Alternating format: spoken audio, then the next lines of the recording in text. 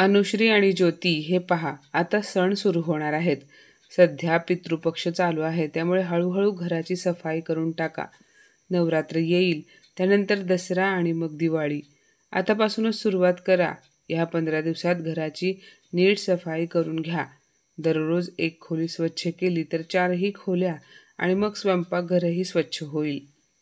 सुमनताई आपल्या दोन्ही सुनांना घराच्या वार्षिक साफसफाईसाठी सांगत होत्या. सुमनताईंची धाकटी सून अनुश्री साफसफाईचे नाव ऐकताच आश्चर्याने म्हणाली, काय म्हणालात आई? घराची सफाई? हे बघा, आत्ताच सांगते, माझ्याकडून असली कामे होणार नाहीत. माझी नखे खराब होतील. मी साफसफाईची कामे नाही करणार. सुमनताईंनी अनुश्रीकडे रागाने पाहिले आणि म्हणाल्या, जास्त नाटक करू नकोस. तुला शेजाऱ्यांच्या घरातली स्वच्छता करायला सांगितलेली नाही. गुपचूप तुझ्या मोठ्या जावेसोबत मिळून काम कर, समजलं?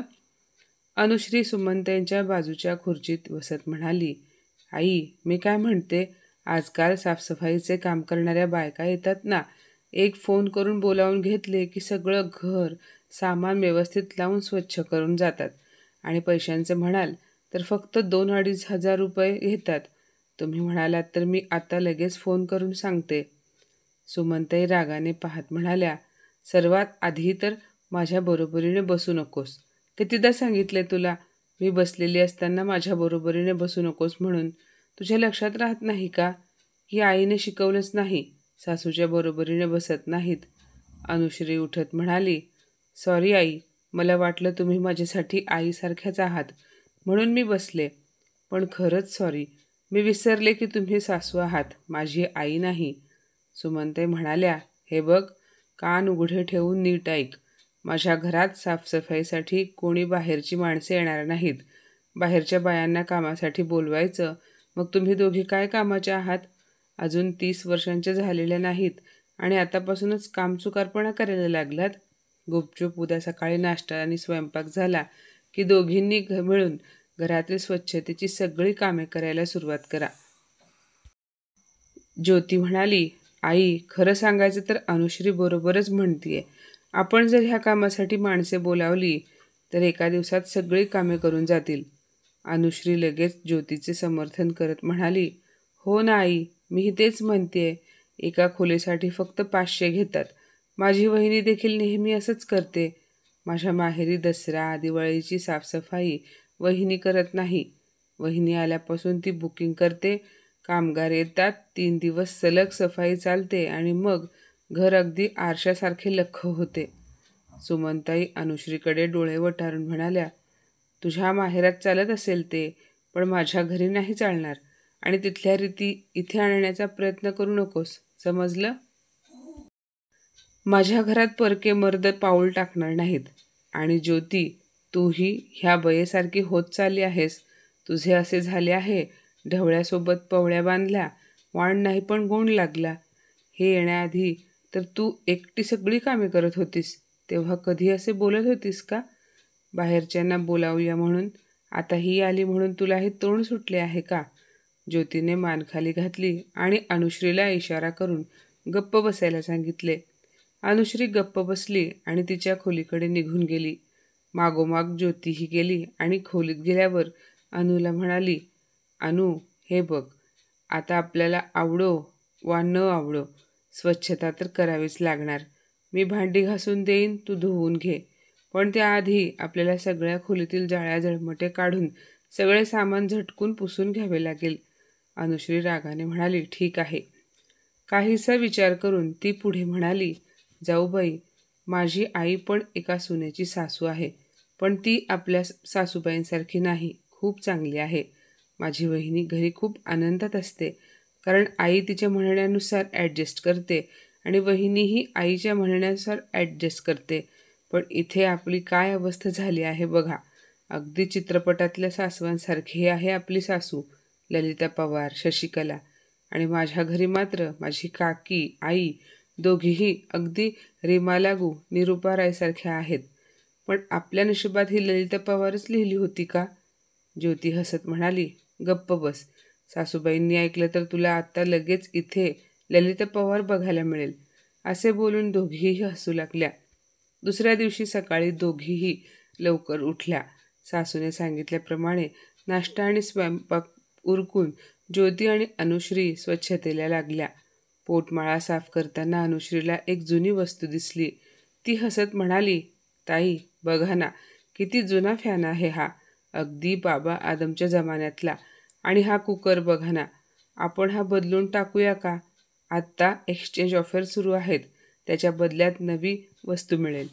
ज्योती फक्त हो म्हणाली आणि तिच्या कामाला लागली. पण अनुश्री तो फॅन आणि कुकर घेऊन सासूकडे गेली आणि म्हणाली, आई या दोन्ही वस्तू किती जुन्या झाल्या आहेत बघा ना, आपण हे बदलून टाकूयात का?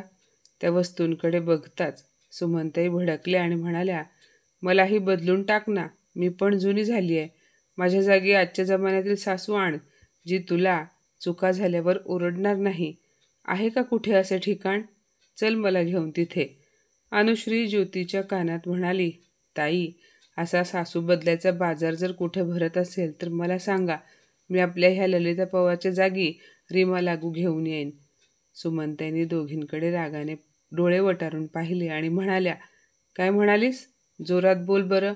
आणि मग स्वतःशीच पुटपुटल्या, ह्या बायांना दिवाळीची साफसफाई करायला काय सांगितली? ह्या तर माझ्या वस्तू बदलायला निघाल्या. आजकालच्या सुना स्वतःला काय समजतात कोणास ठाऊक. मी कसा कष्टाने संसार उभा केलाय हे माझे मला माहिती. आणि ह्या काल परवा आलेल्या एकाच दिवसात सगळं बदलू पाहत आहेत. अरे मी मेल्यावर माझ्या अर्थीवर ठेवा माझे सामान, पण माझ्या जिवंतपणी माझी सुई देखील ह्या घरातून मी बाहेर हलवू देणार नाही. अनुश्रीने ज्योतीला म्हटलं, ताई असं काय आहे हो ह्या गंज चढलेल्या कंदिलात? आणि आजकालचा ह्या कंदील कोण वापरतात?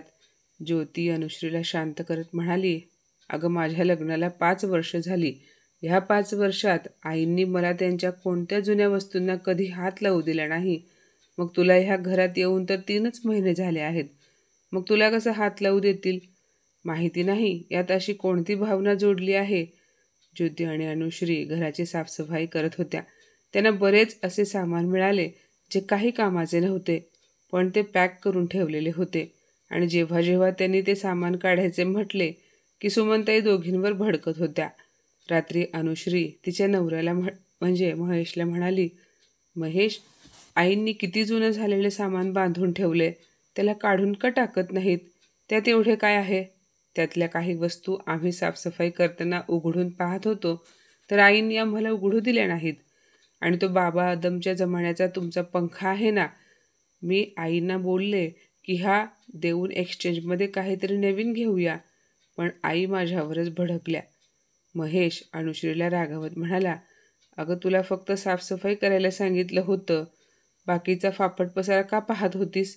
आणि ज्या पंख्याबद्दल तू बोलत होतीस ना, तो पंखा माझ्या आजीचा म्हणजे आईच्या आईचा आहे, म्हणून आई त्याला द्यायला तयार नाही. आईकडे माझ्या आजीची ती एकच शेवटची निशाणी आहे. मला सांग, उद्या जर मी तुला म्हणालो की तू तुझ्या माहेरून आणलेला सोफा काढून टाक, त्याऐवजी नवा सोफा घेऊ, तर तू यासाठी तयार होशील का?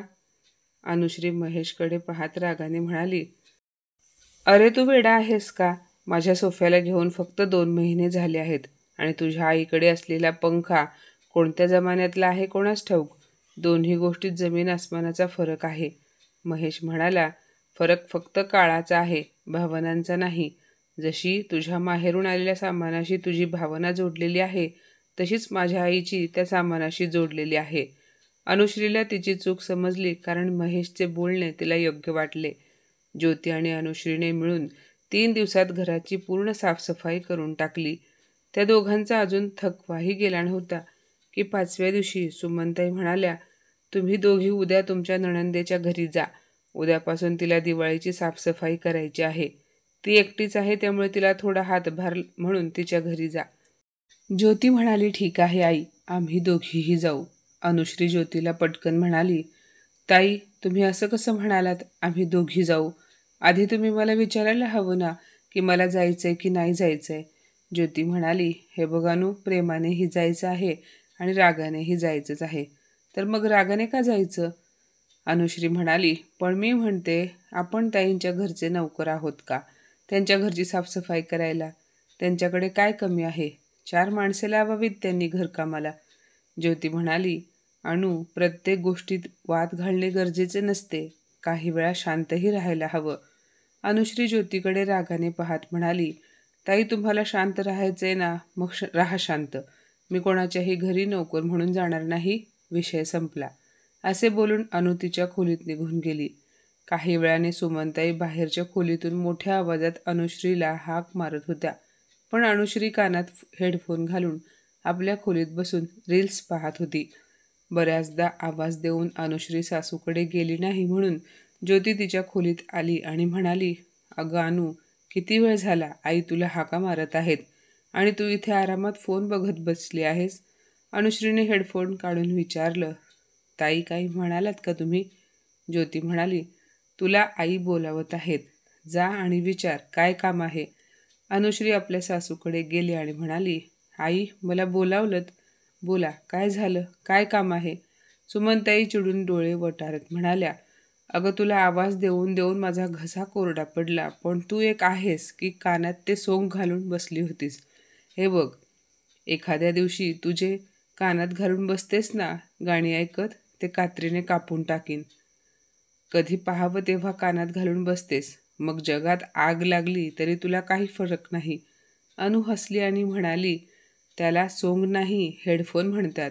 बरं, ते जाऊ द्या, काय काम आहे ते सांगा. सासू म्हणाली, मी ऐकलं की तू माझ्या मुलीच्या घरी जायला नकार दिलास.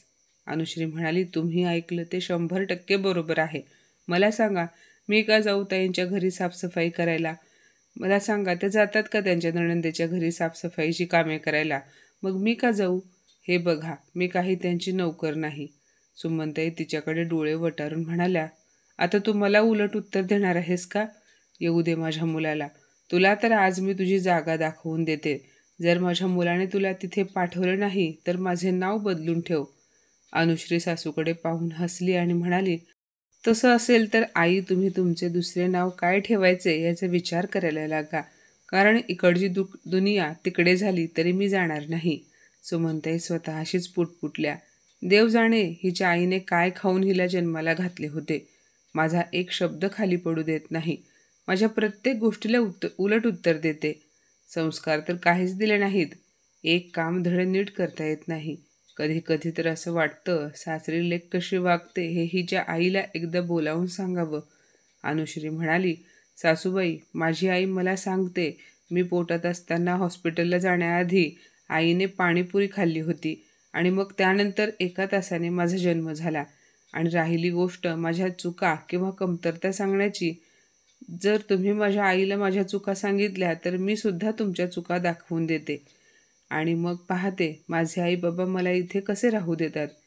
तेवढ्यात तिथे महेश आला आणि त्याला पाहून सुमनताई खोटे आसवे गाळत म्हणाल्या, सुनबाई, तुला मी काय चुकीचे बोलले म्हणून तू माझ्याशी वाद घालत आहेस आणि मला धमकी देत आहेस?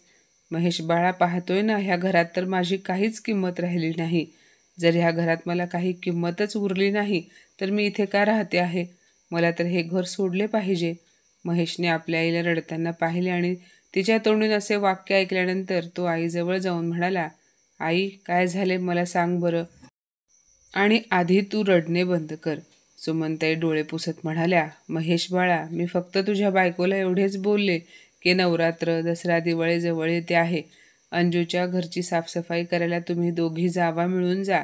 तुमच्या नणंदेला मदत करायला तिथे कोणीच नाही, ती घरी एकटीच असते. तर तुझी बायको माझ्या अंगावर येऊन मोठमोठ्याने बोलायला लागली. ती मला म्हणाली, मी कोणाच्या बापाची नोकर नाही आणि जर तुम्ही माझ्याकडून जास्त कामे करून घेतली तर मी तुम्हा सर्वांना पोलिसात देईन. अनुश्रीने सासूकडे पाहिले आणि डोळे वटारून म्हणाली, आई, तुम्ही किती खोटे बोलता. मी तर असे काहीच बोलले नाही जे तुम्ही बोलत आहात. हो, हे मात्र नक्की आहे की तुम्ही मला ताईंकडे साफसफाई करायला जायला सांगितले आणि मी नकार दिला. आणि मी हे म्हणाले आहे, मी कोणाची नोकर नाही. हे पहा, तुम्हाला जर विचारायचे असेल तर ज्योतिताईंना विचारा, त्या बाहेरच आहेत. अनुश्री घराबाहेर गेली आणि ज्योतीचा हात धरून तिला आत घेऊन आली आणि म्हणाली, ताई, तुम्ही सांगा, आई आता जे काही बोलल्या तसे मी काही बोलले आहे का? ज्योती म्हणाली, हे बघ अनु, मला या सगळ्यांमध्ये ओढू नकोस. तू स्वतः वाद घालतेस आणि कोर्ट कचेरीच्या गोष्टीसुद्धा तूच बोलल्या आहेस. आपल्या मोठ्या जावेच्या तोंडून असे बोलणे ऐकून अनुश्री दंग झाली. तिला समजत नव्हते की ज्योती खोटे का बोलत आहे. एक वेळ सासूचे खोटे बोलणे समजू शकत होती की त्या का खोटे बोलत आहेत. अनुश्रीने तिच्या नवऱ्याकडे पाहिले आणि म्हणाली, महेश, जर तुम्हाला तुमच्या आईच्या बोलण्यावर विश्वास ठेवायचा असेल तर ठेवा, पण मी आता तुम्हाला जे काही सांगितले तेच बोलले आहे. महेश अनुश्रीला रागाने पाहत म्हणाला, खबरदार, एक शब्द जरी तोंडातून काढलास तर तुला माझ्या बहिणीच्या घरी जाऊन कामात मदत करावीच लागेल. यावर अनुश्री देखील महेशला रागाने पाहत म्हणाली, हे बघा, जसा तुम्हाला राग येतो ना तसा मलाही येतो, आणि तुम्ही अशा प्रकारे जबरदस्तीने मला तुमच्या बहिणीच्या घरी पाठवू नाही शकत. मी जर तुम्हाला सांगितले की माझ्या माहेरी घराला रंग देण्याचे काम सुरू आहे, तिथे जाऊन तुम्ही माझ्या भावाला मदत करा, तर तुम्ही जाल का त्याच्या मदतीला? अनुचे बोलणे ऐकून सुमनताई मोठ्या आवाजात म्हणाल्या, अगं जावई, सासूरवाडीला जाऊन तिथली कामे करत बसलेले शोभून दिसते का? अनुश्री सासूकडे पाहत म्हणाली, मग भाऊजे नणंदेच्या घरी काम करताना शोभून दिसते का? महेशने रागाने अनुश्रीचा हात पकडून आवळला आणि म्हणाला, काय बोललीस? परत एकदा बोल जरा. अनुश्री दुसऱ्या हाताने नवऱ्याच्या शर्टाची कॉलर पकडत म्हणाली, आणि तू काय म्हणत होतास? तेही मला तुझ्या बहिणीच्या घरी साफसफाई करायला पाठवण्यासाठी? हे बघ, आत्ताच सांगते, माझ्याशी जर असा वागलास तर तुला महागात पडेल, लक्षात ठेव. महेशने तिचा हात सोडून तिला धक्का देत म्हटलं, माझी आई जे बोलेल ते तुला करावंच लागेल. अनुश्री महेशकडे पाहत म्हणाली, अजिबात जमणार नाही. का करू मी? असं काही डील झालं होतं का? लग्नाआधी तुझ्या आईशी माझा काही कॉन्ट्रॅक्ट झाला होता का की त्या जे काही बोलतील ते मला करावंच लागेल? आणि जाऊबाई, तुम्ही असं खोटं कसं बोलू शकता? तुम्हाला कळत नाही का? समजून घ्या, माझ्याशी जबरदस्ती केली तर बरं होणार नाही तुमच्यासाठी. सुमनताई अनुश्रीकडे बघत म्हणाल्या, पाहिलंस का कशी धमकी देत आहे? बोलाव तिच्या आईला इथे. अनुश्री म्हणाली, हो हो, माझ्या आईबाबांनाही बोलवा आणि तिला पण बोलवा जिने लग्न जुळवून दिले होते. महेश आश्चर्याने म्हणाला, तिला का बोलवायचं? अनुश्री रागाने म्हणाली, जिने हे लग्न जमवून दिले तिला का नाही बोलवायचं? तिनेच गॅरंटी घेतली होती ना, मला या घरात तर काही त्रास होणार नाही, तर मग मी तिची जबाबदारी ठरते. सुमनताई कपाळावर हात मारत म्हणाल्या, कुठल्या वेड्या कुटुंबाशी आमचा संबंध जोडला गेला आहे देव जाणे. महेशने लगेच अनुश्रीच्या आईवडिलांना फोन केला, तर अनुश्रीनेही ज्यांनी तिचे लग्न जुळवले होते त्यांना फोन लावला. 1 तासात सगळे जमा झाले. सुमनताईंनी आपले रडणे सुरू केले. ज्यांनी महेश आणि अनुश्रीचे लग्न लावले होते त्यांच्याकडे पाहत अनुश्री म्हणाली, सविता काकू, आता तुम्हीच सांगा ना, मी नणंदेच्या घरची साफसफाई करायला का जायचे? तुम्हीच म्हणाला होतात की मला ह्या घरात काही त्रास होणार नाही, काही अडचण येणार नाही, आणि आज हे काय चाललं आहे? 2 दिवसांपूर्वी मी आणि जाऊबाईंनी मिळून दिवाळीची साफसफाई केली होती, आणि 2 दिवसानंतर लगेच ह्या म्हणतात की माझ्या मुलीच्या घरी जा, तिच्यासोबत सफाई करा. मला सांगा, मी का जाऊ तिथे स्वच्छता करायला? सविता काकू म्हणाल्या, अगं नणंदेच्या घरी साफसफाई केली तर त्यात काय एवढे? अनुश्रीचे आईवडील म्हणाले, का करेल आमची मुलगी कोणाच्या घरात जाऊन सफाईची कामे? कामवाली आहे का आमची मुलगी जी तुमच्या मुलीच्या घरी जाऊन काम करेल? अजिबात करणार नाही. सुमनताई म्हणाल्या, जर ती नाही करणार तर तिला तिच्या माहेरी घेऊन जा. अनुश्रीचे बाबा म्हणाले, ठीक आहे, माझी मुलगी मला जड नाही. अनुबाळा, जा तुझी बॅग पॅक करून घे. त्यानंतर ते सुमनताई आणि महेशकडे पाहून म्हणाले, तुम्ही माझ्या मुलीला माहेरी जा म्हणताय ना, तर मी तिला सोबत घेऊन जातो, पण जाताना तिच्यासोबत ती कॅशही जाईल जी आम्ही तिला लग्नात हुंडा म्हणून दिली होती. पटकन आम्हाला आमचे 50,000 रुपये कॅश परत द्या, आणि तिच्या संसारासाठी जेवढ्या वस्तू दिल्या आहेत त्याही परत करा. इतकेच काय, ती गाडी पण परत द्या जी आम्ही तुमच्या मुलाला लग्नात दिली होती. सुमनताई म्हणाल्या, ठीक आहे, मग तुम्हालाही आम्ही तुमच्या मुलीला लग्नात घातलेले सोन्याचे दागिने परत करावे लागतील. अनुश्रीचे बाबा म्हणाले, जे काही दागिने तुम्ही तिला घातले होते ते आमच्या मुलीसोबत तुमच्या घरात आले आहेत, ते दागिने आम्ही घेऊन जाणार नाही. अनुने महेशकडे लॉकरची चावी दिली ज्यात तिने सोन्याचे दागिने ठेवले होते. अनुश्रीची आई म्हणाली, आम्ही तुमच्या मुलाला सोन्याची चेन दिली होती ना, ती पण आम्हाला परत द्यावी. अनुश्रीच्या आईबाबांचे बोलणे ऐकून महेश आणि सुमनताई घाबरले होते. तेव्हा सविताताई मध्ये बोलल्या, अहो सुमनताई, काय चालले आहे हे? काय ठेवले ह्या सगळ्या वादात? सोडून द्या ना. हे बघा, जर हे लग्न मोडलं तर नुकसान सगळ्यांचंच आहे, तुमचंही आणि यांचंही.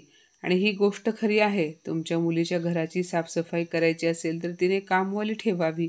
ही कसली पद्धत? दसरा देवळीची स्वच्छता करायला भाऊजयांना बोलावून काम करून घ्यायची. सुमनताई म्हणाल्या, हे मी माझ्या मोठ्या सुनेला देखील सांगितलं होतं, पण ज्योतीने काही वाद घातला नाही, शांतपणे मान्य केलं. गेली 3 वर्ष ती आपल्या नणंदेच्या घरी जाऊन काम करते. हे ऐकून अनुश्री ज्योतीकडे रागाने पाहत म्हणाली, अरे वा, हो का? खूप छान. मग त्यांना कामवाली बनण्याचा छंद असेल तर बनू दे, मला काही देणे घेणे नाही. महेशने त्यावेळी शहाणपणा दाखवला आणि म्हणाला, आई, आता हे प्रकरण संपव. यापुढे आपल्या घरातून कोणीही ताईच्या घरी साफसफाईला जाणार नाही. ताईला हवं असेल तर मी तिच्या घरी 2 नौकर पाठवतो, जे तिथे जाऊन सगळी साफसफाई करतील. त्यानंतर तो अनुश्रीच्या आईबाबांना म्हणाला, मम्मी पप्पा, मी तुम्हाला वचन देतो की आजपासून अनुश्रीला इथे कुठलीही अडचण येणार नाही. मग त्याने आपल्या आईलाही सांगितलं, आई, जर तुला वाटत असेल की अनुने इथून जावं तर मीही तिच्यासोबत जाईन, पण तुझ्या अशा हट्टी आणि आततायी स्वभावामुळे मी माझा संसार उद्ध्वस्त करू शकत नाही. सुमनताई त्यावेळी गप्प बसल्या आणि काही बोलल्या नाहीत. अनुश्रीचे आईबाबा निघताना आपल्या मुलीला म्हणाले, बाळा, तुला कुठलीही अडचण आली, काही त्रास झाला तर फोन कर. अजिबात संकोच करू नकोस. अशा लोकांना कसं सरळ करायचं ते आम्हाला चांगलं माहिती आहे. जशी आम्ही दुसऱ्याची मुलगी सून म्हणून नाही तर लेक म्हणून आपल्या घरी ठेवली आहे, तशीच अपेक्षा आहे की आमची मुलगी तिच्या सासरच्या घरी सुखी असावी. सविताताईंनीही सुमनताईंना समजावून सांगितले आणि त्या परत गेल्या. आता अनुश्रीने ज्योतीपासून थोडे अंतर ठेवले होते, कारण त्यावेळी अनुश्रीला ज्योतीचे वागणे अजिबात पटले नव्हते. तिने बोलण्याचा प्रयत्न केला तेव्हा अनुश्री म्हणाली, ताई, मला तुमच्याशी या विषयावर काही बोलायचे नाही, प्लीज. सुमनताही आता अनुश्रीशी काही बोलण्यापूर्वी विचार करू लागल्या. आणि आता महेशनेही प्रत्येक गोष्टीत आईची साथ देणे थांबवले होते. मित्रांनो, घरातली सून ही कामवाली नसते, तर ती त्या घराची मुलगी आणि भाग्यलक्ष्मी असते. तिच्या स्वाभिमानाचा, आत्मसन्मानाचा आणि अधिकारांचा मान ठेवला पाहिजे. सासरचे घर तिचेही तितकेच असते जितके इतरांचे असते. तिच्यावर अन्याय किंवा जबरदस्ती करण्याऐवजी तिला प्रेम, विश्वास आणि आदर दिला तरच घरात खरी सुखशांती नांदते. बरोबर ना? तर माझ्या मित्रमैत्रिणींनो, आजची ही कथा तुम्हाला कशी वाटली कमेंटमध्ये नक्की सांगा. आणि अशाच नवनवीन कथा ऐकण्यासाठी प्रज्ञा मराठी स्टोरीजला नक्की सबस्क्राईब करा. धन्यवाद.